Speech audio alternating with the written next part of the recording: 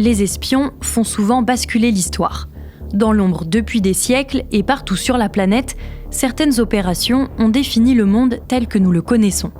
Vous écoutez Nid d'espions, le podcast de l'Express consacré au renseignement.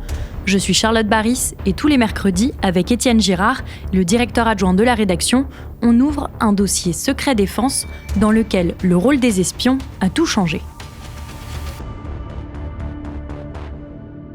J'ai des choses importantes pour vous. 15 personnalités hautes placées à l'Ouest travaillent pour nous. Vous allez devenir un petit espion. Non, pas du tout. Moi, j'assure juste le contact, le temps qu'une autre solution soit trouvée. L'affaire Farewell, avec Guillaume Canet, sortie en 2009, c'est le récit d'une histoire vraie. Celle d'un homme, un espion du KGB, qui a fait basculer la guerre froide. Dans les années 60, Vladimir Vetrov, alors ingénieur, est recruté par les services secrets soviétiques. Il est envoyé en poste en France, à l'ambassade de l'URSS à Paris, où il doit recueillir des informations sur les avancées technologiques des Occidentaux.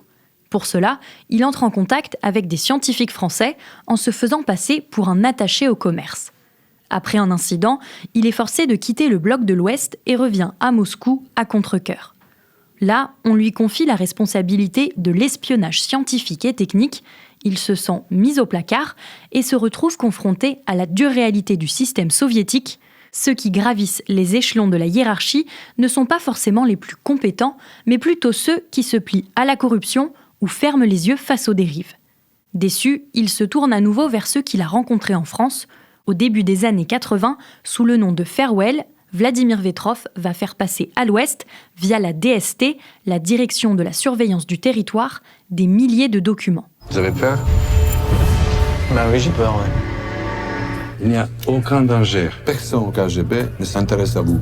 On y découvre des noms de nombreux agents du KGB infiltrés, mais aussi comment l'Union soviétique pille les technologies occidentales et parvient à faire jeu égal, notamment avec les États-Unis. Et alors que la détente semblait s'installer, Ronald Reagan va relancer l'offensive grâce aux informations livrées à la France. Au passage, François Mitterrand, récemment élu, n'est plus regardé comme un possible affidé du pacte de Varsovie. C'est donc un espion et des renseignements économiques qui vont précipiter la fin de la guerre froide. Les renseignements fournis par Vetrov permettent aux Américains de comprendre les méthodes du KGB et de relancer la course aux armements. Les capacités techniques et économiques soviétiques sont anéanties. L'URSS de Gorbatchev ne résistera pas aux tensions entretenues par les États-Unis.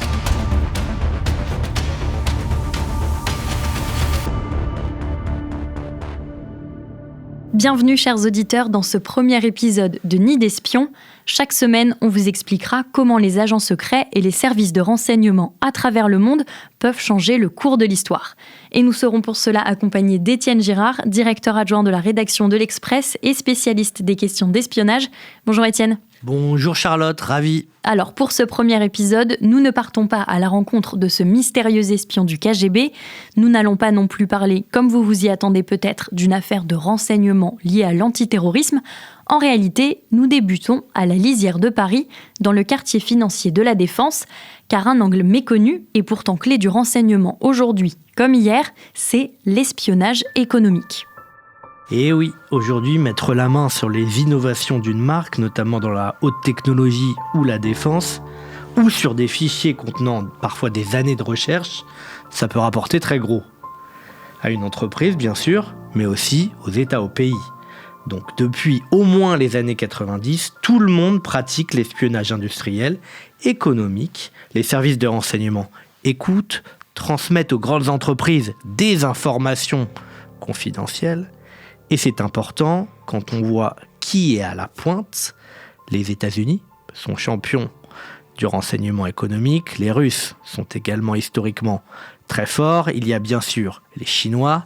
Comment ça se passe? On parle bien sûr de piratage informatique, de séduction très humaine de cadres d'entreprise, d'écoute dans les trains, les avions, les hôtels. Ou encore d'infiltration via des stagiaires. La France et ses entreprises ont parfois été victimes de cet espionnage industriel. En 1965, par exemple, 4 ans avant le premier vol du Concorde, le directeur d'une compagnie aérienne russe est arrêté avec des plans détaillés de l'avion supersonique. À l'époque, les Russes développent le Tupolev Tu-144. Autre exemple, en 2007, quand un cadre de Michelin aurait fourni des données confidentielles au concurrent Bridgestone. En mai 2015, Airbus Hélicoptère est piraté au moment même où il postule à un appel d'offres en Pologne. Résultat, la France aussi use d'espionnage économique.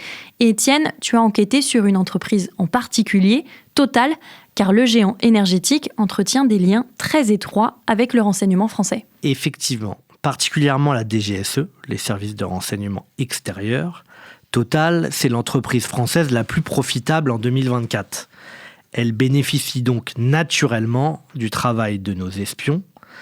Total est même encouragé, selon mes informations, voire incité à faire des demandes précises auprès de la DGSE.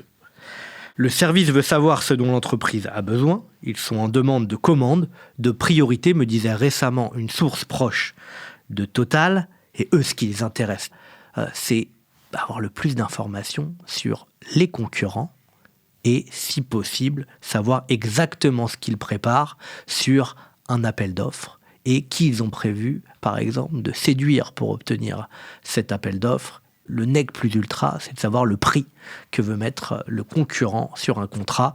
Et les prix, quand on parle de pétrole, c'est pas quelques milliers d'euros, on parle en milliards généralement. Selon une source proche de l'entreprise, Patrick Pouyanné, le PDG de Total, et le directeur de la DGSE, Bernard Rémier, puis son successeur Nicolas Lerner, se voient en tête-à-tête plusieurs fois par an, 4 à 6 fois, selon mes informations. Beaucoup de choses se passent donc dans les tours Total, en plein cœur de la Défense. Dans l'un des bureaux vitrés, il y a un employé très particulier, un cadre de la DGSE détaché pendant plusieurs mois pour travailler exclusivement pour Total. C'est un poste qui existe depuis au moins 5 ans, un poste clé. Il est qualifié d'officier de liaison par le média Intelligence Online. C'est un terme que le service secret français exècre parce que ça voudrait dire que l'officier étant dans le privé travaille quand même pour les services secrets, mélange des genres difficilement assumables.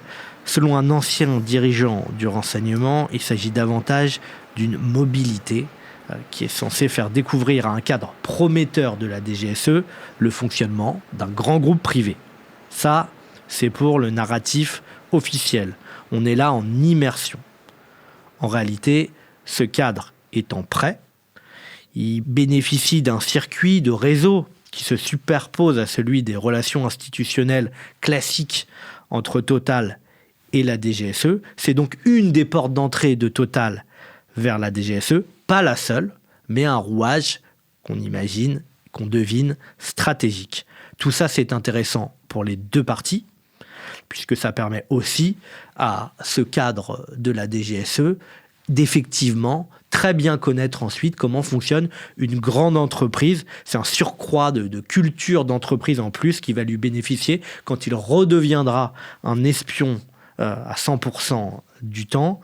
Un des derniers détachés de la DGSE chez Total a d'ailleurs depuis été nommé à un poste de directeur au renseignement à la DGSE. Parfois, c'est même au sein des locaux de la DGSE que tout se passe. Dans le 20e arrondissement de Paris, à l'emblématique adresse du boulevard Mortier, des cadres de Total se rendent dans ce qu'on appelle le salon de lecture. C'est un des lieux les plus secrets de la République, une pièce sans fenêtre où il est interdit de prendre la moindre note ou photo. Les membres de Total qui sont invités dans le salon de lecture sont triés sur le volet.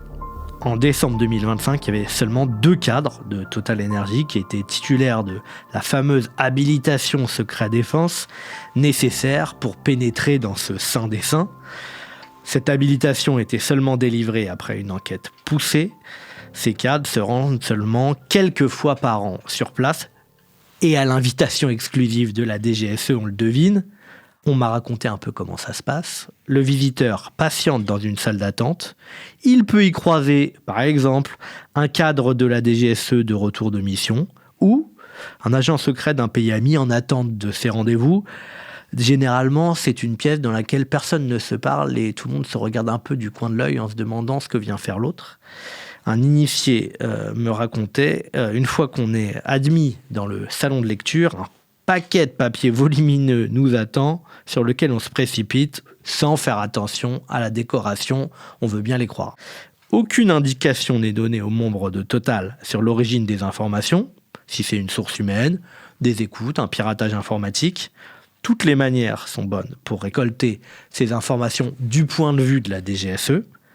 Quant à la qualité des renseignements, selon Total, elle est jugée variable, me disait une source proche de la multinationale, notamment selon le pays visé, qu'il s'agisse d'un fief de la DGSE où ils ont leurs habitudes, ou d'une région où le dispositif de renseignement est plus faible, plus léger. Ces informations sont secrètes. J'imagine donc, Étienne, qu'on ne peut pas savoir dans quel cas exactement les espions français aident ou ont aidé Total. Non, en effet, secret bien gardé, on n'a pas d'exemple précis. Évidemment, ni la DGSE ni Total ne veulent communiquer là-dessus. Globalement, on peut imaginer, on devine, voire on sait que c'est surtout sur des marchés publics, des gros contrats à plusieurs milliards d'euros à l'étranger. Ce qu'on y lit, c'est intéressant, dans ce salon de lecture, ne doit jamais pouvoir être attribué aux renseignements extérieurs français. C'est d'ailleurs pour ça que les cadres de Total ne peuvent pas prendre de notes. Ils doivent tout retenir par cœur. Il arrive aussi que la DGSE refuse d'espionner pour Total.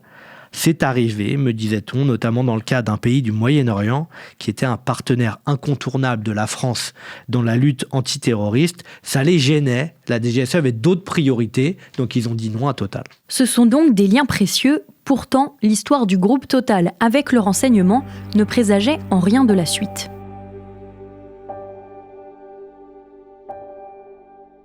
Total est créée en 1924 et s'appelle alors la Compagnie française des pétroles. En 1962, elle a un nouveau concurrent. Elf, la passion a toujours raison. Elf est justement fondée pour faire face à Total. L'entreprise est perçue comme trop indépendante et le gouvernement de l'époque voudrait des sources de renseignements plus malléables dans certains pays pétroliers. Pour schématiser, il y a deux grandes entreprises pétrolières françaises. D'un côté, Total, la forte tête, les indépendants, effectivement, et de l'autre, Elf qui est une vraie succursale du service secret extérieur français, qui deviendra la DGSE. Loïc Le Floch-Prigent, qui a été président d'Elf entre 1989 et 1993, expliquait il y a quelques années dans les colonnes de l'Express, je vais le citer. Les gaullistes voulaient un véritable bras séculier d'État, en particulier en Afrique. Total n'était pas obéissant. Il souhaitait disposer d'une sorte d'officine de renseignement dans les pays pétroliers, et ça s'appelait Elf. Le premier président d'Elf s'appelle Pierre Guyoma. Et Pierre Guyoma, il a fait partie des fondateurs de la Direction générale des services spéciaux, le renseignement de la résistance. Chez Elf, il appelle naturellement à ses côtés beaucoup d'espions. Le plus emblématique, c'est sans doute Maurice Robert, qui a été directeur du renseignement adjoint à la DGSE jusqu'en 1973, lorsqu'il rejoint Elf. À la fin des années 80, un certain Pierre Lethier commence à collaborer avec Elf. Alors nous, on ne connaît pas Pierre Lethier, mais les spécialistes du renseignement, si. Parce que Pierre Lethier, c'est pas n'importe qui. Il a été chef de cabinet de 4 directeurs de la DGSE successifs. Pour décrire son rôle chez Elf, il dira, lors d'un procès dû à des malversations de l'entreprise pétrolière, « J'étais dans un dispositif particulier qui correspond à une activité sans solde, tout en restant en liaison avec le service étant la DGSE. » Je vais relire du Loïc Le Floch-Prigent quelques secondes, il expliquera dans les pages de l'Express. C'est donc devenu une habitude, une sorte de loi non écrite, qu'Elf soit une agence de renseignement avec un certain nombre de véritables spécialistes en prise directe avec les services. À la fin des années 90, Elf est secouée par un scandale financier, un dossier de corruption où plusieurs dirigeants de l'entreprise se seraient enrichis contre notamment une rémunération pour des dignitaires africains.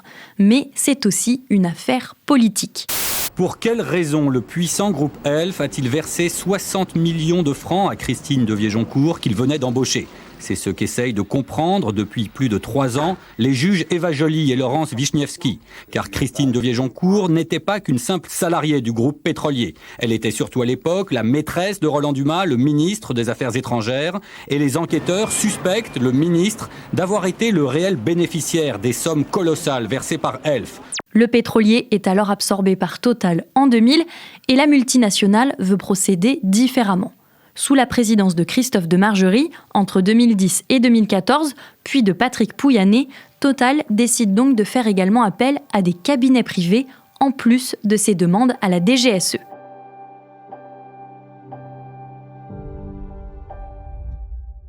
Étienne, est-ce que cette relation entre Total et le renseignement français, elle est spécifique aux pétroliers ? Globalement, les services de renseignement français, en particulier la DGSE, veillent à entretenir un dialogue régulier avec tous les grands groupes français. Ça profite à tout le monde.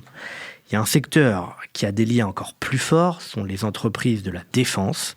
D'ailleurs, il existe une petite jalousie des multinationales que j'appellerais classiques, comme Total, face aux entreprises du secteur de la défense, qui arriveraient à obtenir des informations de la DGSE dans des temps records. La DGSE pourrait aller beaucoup plus vite, par exemple pour Thales, pour Naval Group, pour Dassault, parfois en quelques jours, en quelques heures, ils obtiennent des informations hors défense. Total fait clairement partie des 4 ou 5 entreprises les plus aidées par la DGSE, avec lesquelles ils ont un dialogue fructueux, intense et régulier. Justement, en matière d'espionnage économique, est-ce que la France a une bonne réputation, comme c'est le cas de ses services de renseignement dans des domaines, on va dire, plus classiques ? C'est intéressant de voir ce qu'on peut lire dans un rapport de Wikileaks en 2011. Je cite. « L'espionnage français est tellement étendu que les dégâts qu'il provoque pour l'économie allemande dans leur totalité sont plus importants que les dégâts provoqués par la Chine ou la Russie. » Un patron d'un groupe allemand ajoute même que la France est l'empire du mal en ce qui concerne le vol de technologie et l'Allemagne le sait. La réalité n'est pas exactement celle-là. Il y a un service au ministère de l'économie à Bercy qui s'occupe de prédation économique. Il s'appelle le service de l'information stratégique et de la sécurité économique, acronyme le SIS. La DGSI, donc le renseignement intérieur, le contre-espionnage, a aussi un service dédié à la contre-ingérence économique, la sous-direction K. Elle aurait changé de nom depuis, mais on ne connaît pas la nouvelle lettre qui lui est dévolue. À la DGSE, il y a un service spécifique, il a plusieurs fois changé de nom. Aujourd'hui, il s'agit d'un centre de mission spécialisé dans le renseignement économique. Il est chargé de capter des informations à l'étranger, en interceptant par exemple des documents diplomatiques. C'est resté très très secret car ça ne correspond pas aux missions de la DGSE, mais il fut un temps où la DGSE exerçait sur le territoire français en interceptant des valises diplomatiques en France ou en préparant, comme on dit, des chambres d'hôtel qui recevaient des dirigeants étrangers. En gros, ils posaient des micros. Aujourd'hui, en 2026, ce centre de mission sur le renseignement économique, c'est une unité où 200 agents concourent au rayonnement des grandes entreprises tricolores. Selon Bernard Rémier, ancien directeur de la DGSE, ce service ferait gagner chaque année plusieurs milliards d'euros à l'économie française. Pour Emmanuel Macron, l'espionnage économique, c'est quelque chose qui compte. C'est sa culture.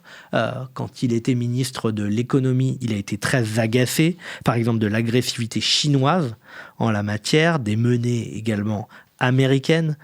Alstom, fleuron industriel français, bientôt racheté par le géant américain General Electric, le scénario se précise. En tout cas, demain, le PDG de l'entreprise américaine doit rencontrer Arnaud Montebourg et même peut-être Manuel Valls pour tenter de les convaincre. L'exécutif, de son côté, entend obtenir des garanties sur l'emploi.